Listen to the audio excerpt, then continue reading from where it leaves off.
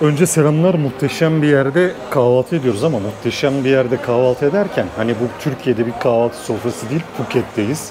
Tayland'ın başkenti Bangkok'a yarın gideceğiz ama gitmeden önce son günümüzde bir kahvaltı edelim dedik. Böyle bir kahvaltı falan beklemiyordum tabii, ekmek arası bir şey yeriz diye. Karşıma çıktı ama biraz sonra göstereceğim size yemekte. Tabii kahvaltı aslında işin bahanesi, ne kadar güzel bir şeyler yesek de. Şimdi bizim böyle ekranlarımızda göreceğimiz bir tane abimiz var burada. Ben Ömer abi diyeceğim ama hoş bulduk. Şimdi herkes beni kendince, en azından bizi takip eden şöyle bir kitlemiz var. Beni tanımadığın için söyleyeyim. Ben kendimden bahsedeyim. Evet. Sürekli bizimle birlikte gezen, ben aynı zamanda bir tur rehberiyim. Bizimle birlikte gezen, inanılmaz güzel seyahat eden bir kitlemiz var. O kitlenin hepsi de yaklaşık bunu seyredecek. Bu bir aile. Onların da birçoğu Phuket'e gelecektir. O yüzden de böyle seni tanımak istiyoruz. Sen öncelikle abi hani burada şimdi ne iş yaptığını falan ben söylemeyeyim şimdi. Kıyafet bile anlatıyor. Evet. Ama şöyle bir kendinden bahsedersen, ne zaman geldin buraya, niye geldin falan filan, aklına ne geliyorsa bir rahat olalım, kahvaltı edelim sadece. Hani röportaj yapmıyoruz abi. Çok güzel, keyifli bir sohbet yapıyoruz. Tamam. Benim aslında Tayland maceram çok farklı. Şöyle söyleyeyim, benim çocukluktan hep zaman bir Tayland hayalim vardı. O hayalim de nasıl oluştu bende? Ben Marmaris'te büyüdüm. Marmaris'te aile restoranımız vardı bizim. Aile restoranımızda çalışırken Marmaris'ten bütün çevre Marmaris'e Tayland'a tatile geliyor. Bu işte 2003, 2004, 2005, o zaman şey yok, Facebook yok, Instagram yok. Hiçbir şey yok. Bir tek Acun Firar'da vardı. O bile o tarihte şey yoktu yani. O tarihlerde gelip anlatıyorlardı Tayland'ı bana. İşte Tayland şöyle, Tayland böyle. O zamanlardan bende inanılmaz böyle bir Tayland saplantısı oldu. Hadi ben de gideceğim falan derken 2017'de Tayland'a geldim. İlk buraya çalışmaya geldim. Yaklaşık 7 yıl oldu Tayland'da. 7 yıldır buradasın. 7 yıl oldu. Yani hayal ettiğim gibiydi. Geldim işte buraya yerleştim. Buradan evlendim. Hanımım Çinli. Hanımım Çinli. Bekliyoruz inşallah. Nasipse bir 10 güne kadar oğlumuz olacak. Müthiş. Oğlan olması da çok güzel. Heyecanla onu bekliyoruz işte. İşte Sivas karışımı olacak. İşte Sivas-Çinli karışımı nasıl bir şey olacak? Memleket Sivas değil mi abi? Sivas. Ben Sivaslıyım. Ama Marmaris'te büyüdüm. Marmaris'te işte bu işi yapıyorduk. Oradan çekirdekten yetiştik. Kendi restoranımızda falan. Sonra geldik işte oranın tecrübesini falan Tayland'a taşıdık. Böyle gidiyor. Şimdi benim en çok merak ettiğim şeylerden bir tanesi, Marmaris'te falan tamam da şimdi Tayland'da böyle Türk restoranında hani sonuçta buraya sadece Türk gelmiyor. Bir ton milletten insanlar geliyor. Tayland'da da geliyor mu mesela? Geliyor. Taylandlıların nasıl bu olaylara bakışı ya da senin aslında el sanatına yani senin sanatına bakışları nasıl abi? Taylandlılar şöyle, onlarda kahvaltı kültürü yoktur. Bir de akşam ne yediyse aynısını yiyorlar. Sabahleyin de fark etmiyor yani. Akşam pilavla tavuk yedi, sabahleyin de aynısını yiyorlar. Ama sabahleyin işte misafirler oluyor, yapıyor veya Türk kahvaltısını duyuyorlar. İşte çoğu kişi gelip sosyal medyada paylaşıyor. Tabii 2 kişi gelip bu 2 kişiyle kahvaltı. Böyle bir şey görünce küçük dillerini yutuyorlar yani. Ne yapıyorlar? Yani onlar için bir hatta çocuklar tabakları sunarken sürekli bakıyorlar. Bir daha mı geliyor? Bir daha mı geliyor? Onlar için enteresan bir şey yani. Bu nasıl bir manyaklık gibi geliyor. Evet, öyle. Ama şimdi onlar da alıştı. Bazen geliyorlar iş toplantılarında veya iş konuşmalarında geliyorlar. Aynı bizim Türkler gibi. Bir kahvaltıyı 1 saat, 2 saat yavaş yavaş yapıp işlerini halledip çekip gidiyorlar yani. Peki sen Marmaris'ten direkt mi buraya geldin yoksa Phuket ikinci, üçüncü durağın mı? Yok, ilk durağım Patong. Direkt Phuket. İlk durağım Patong, Patong'dan başka bir yerde iş burada kaldın. Tabii. Burada kaldım. Patonglusun yani. Patong biz. Peki yani, senin abi Tayland mutfağından sevdiğin bir şey var mı? Ben Tay yemeklerini çok seviyorum. Seviyorsun. Seviyorum. Hatta bana göre Tay yemeği dünyanın en sağlıklı yemeği. Ama temiz yapılırsa onu diyeceğim, bu hijyen olayı sıkıntı değil mi? Palmiye yağı ve soya yağını kullanmazlarsa. Çünkü çok tehlikeli bir yağ. Yani bunun Tayland'da kullanmayan yok. Çoğu kişi kullanıyor. Çoğu yabancı restoranlardan da kullanıyorlar. Palmiye herhalde çok kullanıyorlar değil mi? Çok kötü bir yağ. Sande yumurta bile yiyemez. Soya da mı çok kullanıyorlar? O da kullanıyorlar. Soya yağı, palmiye yağı inanılmaz kötü bir yağ. Diyeyim sana 1 derece soğuk gördüğü zaman bile hemen donuyor. Bizim kuyruk yağından çok daha tehlikeli bir yağ. Onu kullanıyorlar. Keşke kullanmasalar. Ucuz olduğu için yapıyorlar. Çok şükür bizim mutfaklarımızda öyle bir şeyler yok. Peki Yani sokakta aldığınız kokular da genelde onlar. Palmiye yağı, soya yağı. değil mi? O koku tamamen ona ait. Onlar. Tayland'ın bu normal şeyinde peki bu koku falan seni rahatsız etti mi ilk geldiğinde? Bizde Türkiye'de şöyle bir şey var. Ben şimdi rehberlik yaptığımda her gelen misafir şey diyor. Hani ya havaalanına indik işte bir koku sardı. Hatta şimdi yeni videolarda çıkmış. Taylandlılar neden şu şeyi kullanıyorlar? Böyle naneli neydi o? Bir şey var işte kendi ürünleri Tiger Balm gibi. Evet. Ondan sonra işte bu kokuyu yok etme. Hani alakası yok aslında ama Türkiye'de onlar oynuyor. Ya o hiç alakası yok. Kültürel bir şey. Tabii kültürel bir şey. Ondan ben bile annem alışsın diye annem benim 70 yaşında ben annem ondan aldım. Anneme bile gönderdim yani. Annem kullanıyor onlar. Yani güzel hoş bir şey. Güzel hoş bir şey ama bu koku yağmur dönemlerinde bazen oluyor ama o kadar da rahatsız edecek veya ilgili değil. Çünkü ya ilk 2 gün belki sonra bitiyor zaten. Ondan sonra zaten yapıyorsun, uyum sağlıyorsun. Ben mesela İzmir'deyken İzmir'den Seferihisar'a veya oradaki deniz olan yerlere gittiğim zaman bile baş ağrıma oluyor. Doğru. Çünkü orada bile hava değişikliği yok yosun kokuyor, yok bilmem ne kokuyor. Yani dünyanın sonuna gelsin de biraz da olsun yani o kadar. Yani... Bir de ben çok merak ediyorum abi. Şimdi biz burada kahvaltı değil sadece konu. Hani yemek olayında her şey okey de siz abi bu tedarik zincirini nasıl sağlıyorsunuz? Burada Türk usulü bir şeyler de var yani. Var. Sadece her şey Tayland'dan gelmiyor herhalde. Biz bütün baharatları Türkiye'den getiriyoruz. Şimdi sırlarını söyleme. Yok değil yani istedikten sonra aslında şöyle söyleyeyim ben. Benim her zaman söylediğim bir şey var. İnsanlar aptal değil. Ne yediğini biliyor. Doğru. Kandıramazsın. Doğru. Yani gıda sektöründe hiç kimseyi kandıramazsın. Çünkü 7 yaşındaki çocuk bile ne yediğini biliyor. Yani 7 yaşındaki çocuğa pişmemiş sarmayı ver. Pişmemiş diye söyler. Doğru. Ama bu kişi kendini kandırır. Kandıramazsın yani. Benim başımda abim var. Ozan abim. O dün işte tatildeydi. O da geniş bir aileye sahip. Dün geldi. Bana geldi 150 kilo baharat getirdi. Tabii işte bunun içinde keki, sımak, ıvır zıvır. Ozan abinin benim de bir geniş bir kitleye sahibiz. Çevremiz var. Sizin gibi gelenlere söylüyor sağ olsun. Onlar getiriyor. Yani baharatla sorunumuz yok bizim. Sürekli Türkiye'den geliyor. Etlere gelince de etleri ben Avustralya'dan getiriyorum. Birazdan hakkında bakarsın orada kendi şirketimiz var Avustralya'dan. İstediğimiz zaman istediğimiz kadar et temin ediyoruz. Tay etiyle Türk mutfağı olmuyor. Değil mi? Benim bildiğim Avustralya eti de güzeldir. Evet. Yani tatile gelenlere bunu dikkat etmeleri lazım. Yani ne yediğine dikkat etsin mesela. Eğer buradan et alıyorsa gerçekten kötüdür. Çünkü Tay'ın etinden veya Tay üründen Türk mutfağı kesinlikle olmuyor. Olmuyor. Yani güzel bir bilgi. Bunları insanların da değiştirmesi lazım. Mesela şöyle bir şey de var Tayland'da. Bizim o lezzet olmuyor değil mi? Olmuyor. Hiç alakası yok. Yok. Burada çoğu kişinin işletmenin de bahanesi şöyle. İşte dünyanın sonundayız, Tayland'dayız, bulamıyoruz. Aslında parasını verirsen her şey bulursun. Her yere her şey geliyor. Çünkü var burada marketler var. Burada markete git en iyi peyniri de alırsın. En iyi salamı da alırsın. En iyi sosisi de alırsın. Danası, tavuğu hangisini istiyorsan. Burada yok diye hiçbir şey yok. Hiçbir şey yok. Burada çiftçiler var mesela. Ben burada sütlaç yapıyorum. Ben buradaki yaptığım sütlacı Türkiye'de yapamadım. Burada mandalar var. Köyden sağ olsunlar. Her gün bana 100 litre getiriyorlar. Her gün ben sütü kullanıyorum manda sütünden. Yani buranın güzel imkanları da var. Mesela Tayland'ın yumurtası çok güzel. Bunun kabuğuna bak.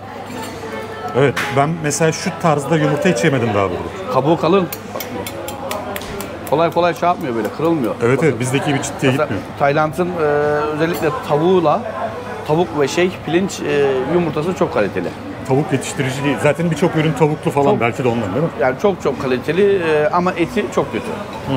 Eti kötü. Eğer burada kim Tay etiyle Türk mutfağı yapıyorsa yazık ona. Ya bir de olmuyor çünkü. Ben sizin restoranı gördüğümde çok hoşuma gitti. Hani Türk mutfağı denince artık biraz yurt dışında gittiğimizde Türk mutfağı dönere endekslendi neredeyse. Döner gözüken yer Türk iş kebap yazıp geçiyor. Biz de yapıyoruz. Şimdi burada abi her şeyi yapmışsınız. Ben dün akşam menünüzü inceleme fırsatı buldum. Ha. Yani hatta çocuklara da ayıp olmasın diye önce söyledim. Dedim ki menü kalsın hani biraz daha bakayım. Çünkü çocuklar da almaya çalışıyor. Beğenmedim acaba diye başımızda duruyor. Ondan sonra her şeyi koymaya çalışmışsınız. Bir de çok hoşuma gitti. Dünya 136 ülkede rehberlik yapıyorum abi ben. Çok ciddi bir ülke geziyorum ama 136 ülkede gittiğim hiçbir yerde menüde Türk yok abi. Yani oranın dili bir de İngilizce varsa, Türkçe olmasına bayıldım şurada. Ben ona kızıyorum. Ya müthiş bir Ben şey ona bu. kızıyorum. Hatta birkaç hata da var. Onu mesela Ozan abiyle falan konuştuk, şey yaptık. Ya nedense bunu böyle yapıyorlar. Mesela bizim mutfağımızda Turkish pizza diye bir şey yok. Mesela Doğru. lahmacuna lahmacun koyuyor. İşletmeci ona Turkish pizza yazıyor. Ya lahmacun Yanlış. Lahmacun. Mercimek çorbası. Tamam, bu anonim. Buna lantern yazabilirsin. Tabii, lentil soup. Sütlacı. Ya bizim Ya da sütlacı... Turkish style falan lentil Ya soup bizim yazarız. sütlacımız çok meşhur. Sütlaca rice pudding deniliyor.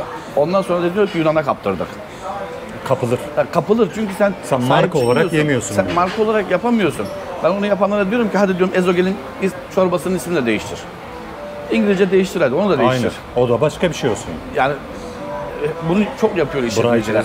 İşte yani her şeye yani kendi ürüne İngilizce bir isim takıyor. Spagetti bolognese değiştir. Spagetti bolognese dünyanın her yerinde aynıdır. Doğru. Spagetti carbonara dünyanın Doğru. her tarafında aynıdır. Onlar Doğru. değiştirmezken sen kendi ürünü neden değiştiriyorsun? Doğru. Ona ben Müthiş, çok kızıyorum. çok güzel bir bakış açısı. Çok kızıyorum ben ona. Bayıldım ona ya. Hani, Keşke işletmeciler yapmasa. Bizde rice pudding diye bir şey yok. Sütlaç var. aynen öyle. İşte şey dediğin en güzel örnek yani Turkish pizza. Evet. Değil ki yani öyle. Lahmacun. lahmacun. Bunu sen lahmacun İsmi bulursan- lahmacun. Hani ben Erkut'um şimdi, başka ülkede başka bir şey demiyor. Erkut'sa Erkut yani. Evet. Yani sen onu öyle yazarsan 2 gün sonra Yunan da alır kendi patentini ekler. O da benim der abi, geçer. Evet, o da benim de Yarın Richel. öbür gün döner de gidecek yani. Sen de Almanlar falan sahip çıkmaya başladı. Tabii. Arabistan'a şaurma oldu zaten. Evet. Yunanlarda neydi unuttum şimdi ama. Unuttum neyse. Yok, doğru, çok güzel tespit. Evet. Bir de şimdi böyle normal şeyine girersek abi, burada hani her şey tamam güzel de Evet. böyle zorluklar kısmı da vardır herhalde Türk olarak yaşamanın. Neden soruyorum bunu? Evet. İnan ben nereye gidersem ilk ben buraya geldim. Buradan bir tane paylaşım yapıyorum. Hemen soruyor. Abi oraya yerleşmek nasıl? Abi bilmem ne. Hani herkes böyle bir yerden bir yere gitme derdinde ama şimdi seni görüyorlar. Aa, ne güzel adam hayatını yaşıyor ama kim bilir neler yaşayıp bir Tabii, takım tabii. sıkıntılarla insanlar geliyor buraya. 7 senenin içerisinde hani birden böyle hani gelir gelmez bir şeyin başına müdür olarak gelemiyorsun yani. Yok. Birçok yerde. Yani biz burada çok zorlu süreçler geçirdik. Değil mi? Tabii. Hele de Covid çok kötü atlattık Bravo. biz. Onu Covid'de ben unuttum. nasıl anlatsam bilmiyorum ben. Covid'de annemle konuşuyordum. Annem Covid'e hazırlanmış gibi Türkiye'de her şeyini kilerine koymuştu. Doğru. Domates, turşu Doğru. falan diyordum. Anne Covid'e mi hazırlandın? Burada Covid'de burası bir kapandı. Sokağa çıkamıyorsun. Saat bakıyorsun, polis, sola bakıyorsun, asker. Önceden işte kredi aldığımız bazı şeyler vardı. Onları ödedik. Covid'in biz 1-2 ay süreceğini zannettik veya 1 ay süreceğini zannettik. Uzadı da uzadı. Burada 3 seneye yakın sürede bütün parayı harcadık. Yani ben Covid'de burada son 8 ayı sadece pirinç yiyerek geçirdim. Değil mi? Darmadağın oldu. Darmadağın oldum yani sadece pirinç yedim. Tam 8 ay boyunca. Al işte nasıl zor. Yani kimse onu bilmiyor. Yani bu ülkede bir de barınamazsın yani kolay kolay. Bu ülkede barınmak için üretmen lazım. Bravo. Yani Almanya gibi değil. Ben işte Almanya'ya gittim. Amcaoğlumu da oraya getireyim. Dayı oğlumu da getireyim. Burada o sistem yok. Burada çalışıyorsan çalışma iznin olmak zorunda. Eğer yoksan onun bedelini sana burada çok ağır öderler. Ödetiyorlar değil mi? Tabii hem işletmeci hem çalışana. Bunu da hiçbir işletmeci gözüne almaz. Üstüne niye? Ve, buradaki imkanlar da şöyle mesela. Burada garsonluk diye bir meslek yok. Çalışma izni vermiyor. Berberlik diye bir meslek yok. Çalışma izni vermiyor. Burada verdi işte şef, bir restoranda verdi. Restoran şefi, patron ve müdür. Güzel bilgiler. Tabii. Ve 3 kişiye burada 3 yabancıya toplamında 15 tane taylı çalıştırmak zorundasın. 3 yabancı, 15 taylı çalıştırıyorsa 3 yabancı gibi. 3 yabancı, 3 Ha, yabancıya 5'te 1 toplam gibi. öyle bir şey. Keşke bu sistem bizde de olsa. Türkiye'de. Bizde güzel bir şu sistem. anda hani Güzel bir sistem. ne olursa olsun ucuz olsun gelsin. Evet. Ya bu ülkede işte zorlukları var dediğim gibi. İyi tarafı da, zorluk tarafı da var. Ama buraya geldiğin zaman yapamazsın mesela Almanya'da gibi. Ya ben Türk'üm, ben buralıyım diyemezsin. Bu ülkeye eğer geliyorsan biraz da Taylı gibi olmak zorundasın. Çünkü Taylılar çok rahat. Kendilerini hiç üzmüyorlar, kendilerini yıpratmıyorlar. rahat, mutlular bir de abi. Tabii kendini yorduğu an bırakırlar. Bunlar da mesela şöyle. Bir işi bunlara ben yeri geliyor 15 defa söylüyorum.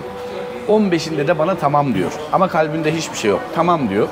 O işi sallıyor. İyi niyetli. İyi niyetli. Bu yapıları Aha. böyle.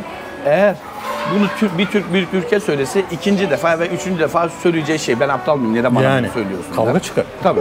Kovarsın falan. Bunlarda şey yok. Sinir yok. Bunu birinci söylersin olmaz, ikinci söylersin olmaz, üçüncü de dördüncü, onun da kaçıncı olursa olsun. O karşıdaki sinirlenmiyorsa sen de sinirlenmeyeceksin. Çünkü bunlar biraz da yönetilmeye şey yapmışlar böyle. Evet. Kimisi öyle Taylar yönetilmeyi zaten sevmezler, Myanmarlılar var. Bunlara Ha, değil karşı mi? Onlar. sakin olacaksın yani. Çünkü öyleler. Yok, çok sakin yaşıyor. Çok sakinler. Bir de mesela kimisi tamam çok zengin bir nüfus var ama kimisi de böyle bitkin yaşıyor ama Evet. inanılmaz mutlular abi. Mutlular. Gördük. Mutlular. Çok mutlular yani. Yani bizim gibi değil Bir bunlar. şey daha soracağım. Bir de dilleri çok zor abi bunlar. Öğrenebildin mi? Dillerini öğrenemedim. Ben herhalde Benim, hiçbir şeyini öğrenemem. Çünkü hiç tanıdık bir kelime yok içerisinde. ben dil karmaşasının Bir de içindeyim. vurguyla değişiyor. Sen bir de Çince şimdi. Öyle orada ben çok Çocuk sıkıntılıyım. ne yapacak abi? Nasıl? Çocuk ne olacak? Vallahi çocuk onu İngilizceyle başka bir Myanmar dili öğreteceğim diye düşünüyorum. Ha, Myanmar dilleri Myanmar var bir de değil mi? Evet, Tabii. bir de onların dilleri var. Onu öğreteceğim diye düşünüyorum. Çünkü Gerçi İngilizce hayatını kurtarır. nasıl? İngilizce hayatını kurtarır diyorum. Ama Abi bir taraftan tabii ki ye lütfen ya. Ben seni aç bıraktım. şeyi kesin Kendi dükkanımmış şey gibi. kesin sadece afiyet şeker olsun, siz devam edin. Şey kesin ama sadece Türk pasaportu alacağım. Ha, değil mi? Evet. Türk pasaportu alacağım. Niye Türk pasaportu alacağım? Benim burada gördüğüm izlenim, dünyanın her tarafından buraya insanlar geliyor. Gurbette doğan, büyüyen çocukları görüyorum. Türklükle hiç alakası yok.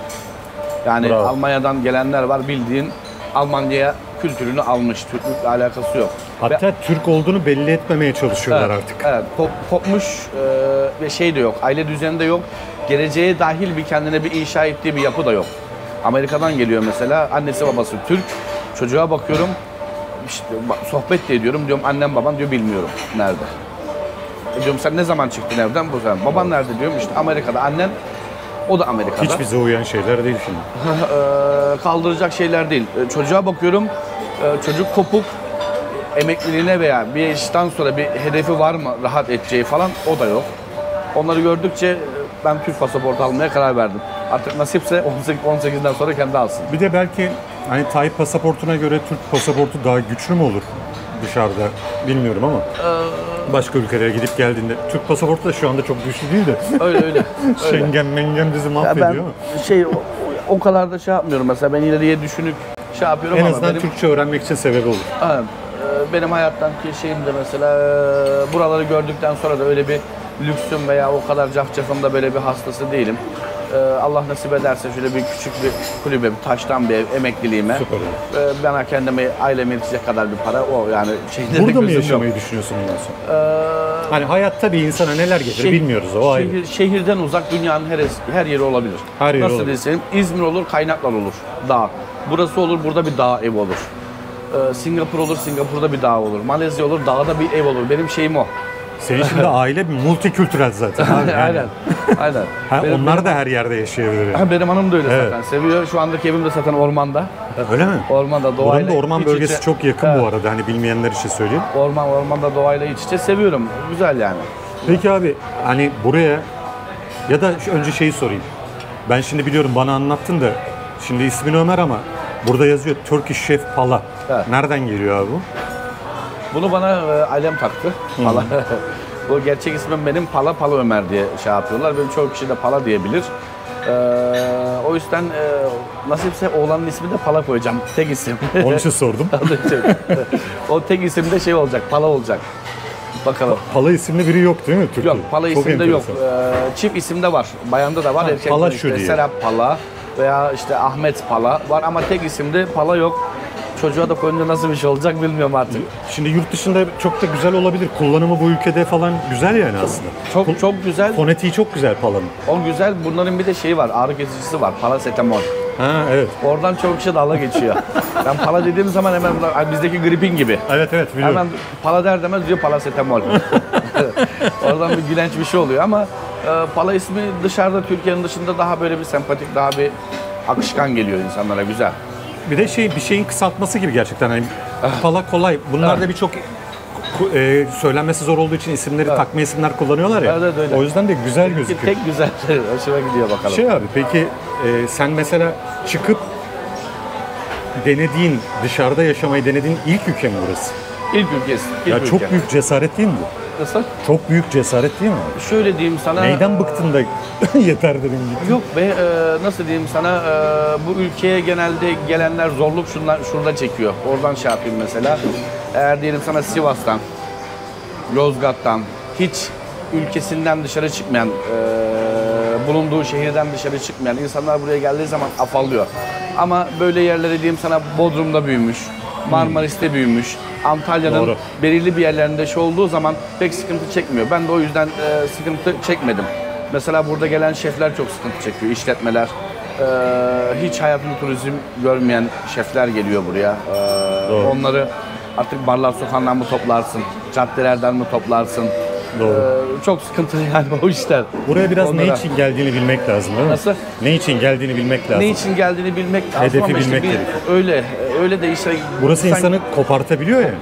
kopartabiliyor. Şöyle diyeyim sana, kumar tuzağına düşmüş gibi bir şey oluyor. Doğru. Çünkü o hayata bir düştüğün zaman işte bir deneyim, bir işte olur mu olmaz mı derken kendini bir kaptırıyorsun. Çoğu kişi oradaki ailesini de unutuyor, çocuğunu da unutuyor. Çünkü burada cafcaflı bir hayat var.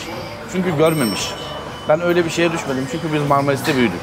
Tabii zaten böyle Neyin bir ne ortamı olduğunu gördüm. biliyoruz, neyin ne Şurası olduğunu Marmaris'ten çok farklı değil aslında yani. Değil. Yani ben Barlar Sokağı'na en son geçen sene gittim.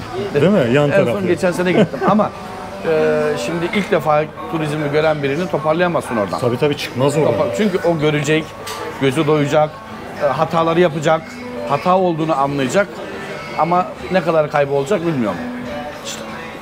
Çok zamanını aldım biliyorum ama bir iki Olur tane mu? kaldı. Tabii. Daha bir şey Ben değil. merak ediyorum bunları. burada. Bir de şeyi merak ediyorum. Mesela şeyin oldu mu? Geldikten sonra. Ya kahretsin keşke gelmeyeydim. Bu pandemiyi hariç tutalım. O herkesin her yerde oldu. Ben neden rehber oldum, turizme girdim diye lanet ettim pandemide. Bitti bizim, bütün sınırlar kapandı, kaldık böyle. Hani ilk başta dedin ya işte zorlukları da vardır. O zamanlar kötü insanlara denk geldim. Değil mi? 7 Bir sene de bu var burada, tabii. 7 sene Sadece burada. ülkeler Tabii. değil, insanlar da. Tabii, yani buraya yurt dışına çıkıp da doğru insanı bulmak o kadar kolay değil. İlk geldiğim yerde beni çok üzdüler, çok Bir yıprattılar. de resmen tuzağa düşürmek için insanlar var Aynen yani. aynen. İlk geldiğim yerde işte çok üzdüler, işte maddi, manevi. Tahmin edebiliyorum. Çok şey olduğu için çünkü bilmiyorsun kimin ne olduğunu bilmiyorsun. Yeni tanışıyorsun, sana oğlum diye hitap ediyor. Ben bir de Sen biraz de vay be ne şans ne güzel buldum diyorsun. o diyorsun sırada. ama yurt dışındasın, bilmiyorsun. Kime diyorsun ki işte sistemi bilmiyorsun, banka hesabın yok, şeyin yok, paranı ona veriyorsun. İşte tut falan diyor çünkü sana oğlum diye hitap ediyor. Orada bir yaralar alıyorsun güvendiğin insanlara. Bir de işte gurbete gelmişsin çalışmaya. Aldığın maddi paraya mı yanarsın? Sana oğlum diyen insanların yaptığı yamuklara mı yanarsın? Yurt dışında böyle işler çok var. Tabii sen de bir şey Yani- görünce sarılıyorsun çünkü yani Tabii, yapacak tabii. bir şey yok. Ben işte buraya geldim işte bir sürü sorunlar yaşadıktan sonra tekrar Türkiye'ye dönüyordum ben. Covid'i falan atlattık, her şeyi bitirdim. Ben Türkiye'ye dönüyorum. Bangkok'tayım. Covid oldum. Tabii. Covid oldum. Covid olunca uçağa binemedim. Tekrar buraya geldim ben. Tekrar buraya geldim. İşte biraz işte buralarda vakit falan geçirdim falan. Ozan abim var. O da aynı benim gibi Covid'i çok zor atlattı. Onun daha başka şubeleri vardı. Personeli vardı. Hepsinin maaşını öde, kiraları öde. O da bayağı bir kayıba uğradı, etkilendi. O da o kadar şeyi çektikten sonra işte bugün beni aradı. Dedi, kardeş dedi gel dedi sırt sırta verelim. Dedi yapalım. Var mısın, yok musun? Dedim varım abi, sen varsan varım. Müthiş. Çok şükür sırt sırta verdik. Çok şükür. Bugünlere geldik. İyi ki de gelmişsiniz. Abi. Ama o günler umudumuzu kaybetmedik. Dua ettik. Dua ettik. Karşılığını da gördük çok şükür. Yani aslında böyle yurt dışına gelip her şey böyle ben bu ülkeden geleyim de yurt dışında her şey düzelir olmuyor. Değil. Hiç değil. Bizde ne buraya yaşanırsa belki burada daha zorlu yaşanıyor. Dil bilmiyorsun. gelsen- İşte kötü insanları var. Belki abi Tabii. kuralları, yasaları bilmem neleri. Tabii. Kim bilir Tabii. nelerle uğraştınız tabii bilmiyorum da. Aynen öyle. Yani ya bu insan hani ben bir de yurt dışındaki insanlarından ben her zaman şunu söylüyorum. Bir Taylı'dan bir Anadolu kültürü bekleyemezsin. Doğru. Ben bir Hintliyle ne kadar arkadaş olursam olayım. Ondan bir Anadolu kültürü bekleyemem. Çünkü Onun kafasında ticaret ve para var. Öbürünün kafasında başka bir şey var. Ama yani benim duygusal bağım onlarla üşüşmüyor. Çünkü onların bakış açısı Bizde başka farklı. bir şey var. Bak sen anlatıyorsun, benim tüylerim diken diken oluyor. Yani mesela benim karşımda mesela bir Sivaslı olsaydı ben daha farklı böyle Değil mi? vururdum. Doğru söylüyorsun. Şimdi yerin daha farklı şimdi. Sen de Türkiye'den geldin ama bizde o var, Doğru böyle bir söylüyorsun. Anadolu kültürü var. Tabii tabii.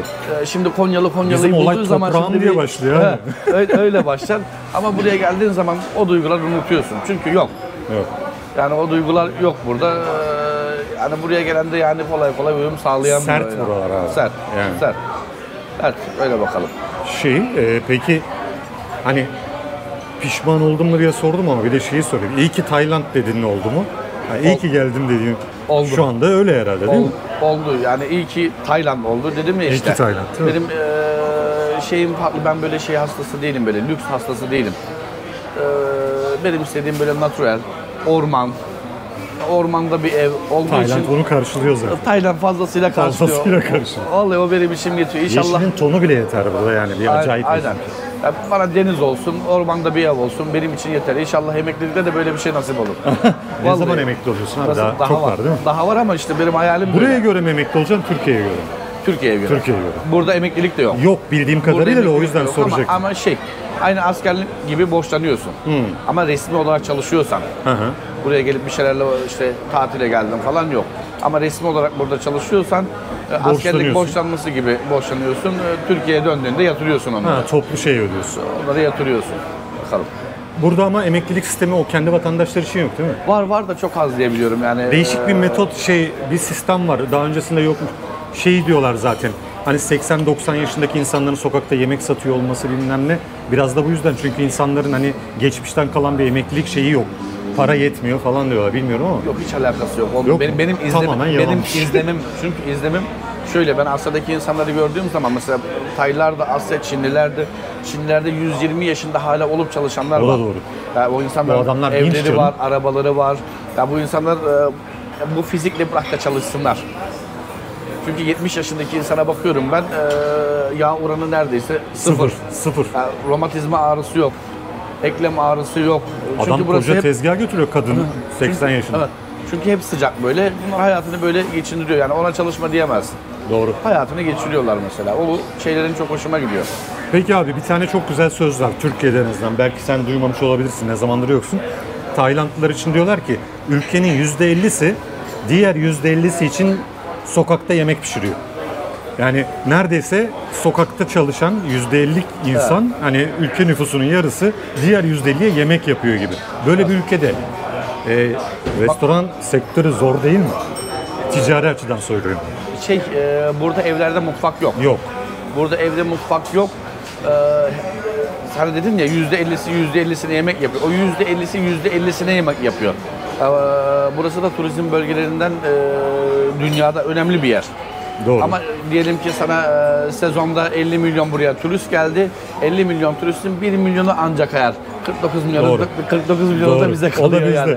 Çünkü palmiye yağı, Ülkenin soya en yağı, büyük geliri nasıl? turizm zaten değil mi? Ülkenin en büyük geliri turizm herhalde. Ben de öyle zannediyorum. Değil mi? %4'müş. Değil mi? %4 mü? Allah %4 Allah. turizm zannediyorum ama bunun dışında kauçuk, lastik fabrikaları falan şeymiş. Çok iyi o zaman. Aynen. Ben de öyle zannediyorum. Araştırdıktan Çok sonra iyi. %4 turizm gelirimiz sadece. Öyle bakalım. Bu yemeklerini, Tay yemeklerini Avrupalılar da yemiyor. Ha, bu yağ Tabii vesaire. Almanlar yemiyor, Avrupalılar da yemiyor, Zaten Fransızlar da Avrupa yemiyor. Birliği'nde o Çünkü yağların birçoğu yasak zaten. yasak işte. Hiçbiri yemiyor. Çünkü hem damak tadına uymuyor. Onlar da biliyor yağların çok tehlikeli olduğunu, koktuğunu, ağır bir yağ olduğunu. O yüzden bizimki avantajı olmalı. İstediği kadar şey yapsın. Sokak emeği satsın. Fark etmiyor. Tayland'da ama bu yasaklanma falan yok değil mi? O devam yani. İyi. Yağ olayı. Yok. Onlara bağışıklık kazanmış. Bu daha iyi bir şey sizin Nasıl? için. Hani en azından buralar için daha iyi bir şey. En azından farklı lezzet sunuyorsunuz, onlardan daha iyi oluyor bence. Nasıl diyeyim sana, onu öyle mi düşünsek, farklı mı düşünsek bilmiyorum da keşke olmasa daha iyi. O kadar kötü. Kesinlikle değil mi? O kadar kötü. Yani Biz şimdi dışarıda yediğimiz birçok şeyde var değil mi o? birçok şeyde var. Birçok şeyde var. Şimdi kendimden daha çok. Yani o yağ şöyle bir yağ. Diyelim ki şu palmiye yağı, soya yağı, üstte klima var, üflüyor. Şöyle durduğu zaman o yağ bildiğin bulgura dönüşüyor. Donuyor. Oo. Yani bulgur gibi Damarlar da gidiyor. dökülür yani. Mesela şu bellidir yani. Eğer bunun içinde soya yağı, palmiye yağı olsaydı Şu yağ şöyle gelmezdi. bu donmuştu yani. Evet. Yani donduğu zaman da zaten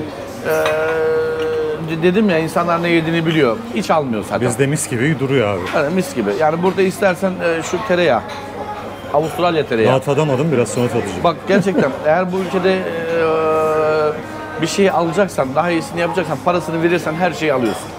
Değil mi? Doğru. Her şeyi alıyorsun. bulunabiliyor Tabii. ama verirsen.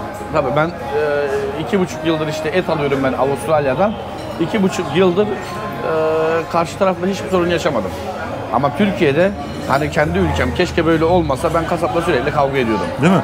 Bu eti bana niye getirdin? Bu eti bana niye veriyorsun? Belki kasap değiştirdin. O Kaç yüzden. defa kasap? Bu bana yapılır mı? Bana niye yapıyorsun? Bana da mı? Bunun parasını vermeyeceğim sana. İşte yani bir sürü hep böyle muhabbet dönüyordu. Kasap diyordu bana işte ya, işte hayvana bunu yedirmişler, şeker pancarı diye bir şey. O kadar da uzmanlar. Hayvanın ne yediğine kadar biliyor ama nasıl et verdiğini bilmiyor. Bilmiyor. Bizdekiler maalesef Ama öyle. ticareti iyi yapıyorlar değil mi abi işte? Nasıl? Avustralyalılar mesela iyi yapıyor ticareti. Çok iyi. Yani çok iyi. Adam tertemiz. verdiği taahhütü tutuyor abi yani. Tutuyor. Yani tertemiz. Kıyafetlerin çok güzel abi. Ben senin bugün 3. görüşüm. Evet. Üçü de ayrıydı. Yani sen buna böyle önem vermiyorum desen de önem veriyorsun belli ki. Ben bir giydiğimi bir giymiyorum. Evet, Seviyorum. ben Bir de bunlardan Yok, yaptırdım. çok da yakışıyor, çok da güzel. 35 tane falan yaptırdım Oo. bunlardan. Seviyorum her gün bir değişiklik. Normalde ustalar biliyorsun şeydir. Unlar, Evet. yağlar falan, ben öyle çıkamam müşterinin karşısına. Nefis gözüküyor. Bir kere Hayatta. şöyle bir şey söyleyeyim. Sen buradasın diye söylemiyorum. Evet. Bahsettim ben de herkese. Burada geldiğimde mesela sen böyle bir marka gibi gözüküyorsun. O çok güzel bir şey. Yani burada bir algı yaratıyor o insanda. Bir de her tarafında Türk bayrağı falan benim dikkatimi çekiyor. Hepsi çok güzel. Dükkanla ilgili ya da işte buraya gelmek isteyen ama Tayland'a gelip yerleşmek isteyenlerden bahsetmiyorum. Geldiklerinde Phuket'e dükkana gelmek isteyenlerle ilgili bir şey söylemek ister misin? Ne yapsınlar? Buraya geldiklerinde ne tavsiye edersin? En iyi neyi yapıyorsunuz abi? Mutlaka her şey senin için güzeldir ama şunu da bizde yiyeceksin dediğin bir şey vardır belki. Bak, genelde ben bunu Adanalılara söyleyeyim. Çok Adanalılar geliyor işte diye, onları şey yapmak çok zor. Çünkü onlarda ön yargı var. İşte ya diyor Adana'da yenir falan, şudur budur.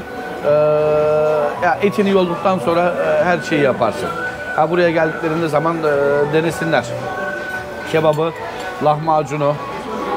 Lahmacun çok güzeldir. Kurabiye gibi. O meşhur zaten şeyde Berna Arıcı. Onlar sağ olsun, onlar da şey yaptı. Sürekli gelip sosyeteden de yiyorlar. Kebabım, lahmacunum çok güzeldir. Onun dışında benim şeylerim var.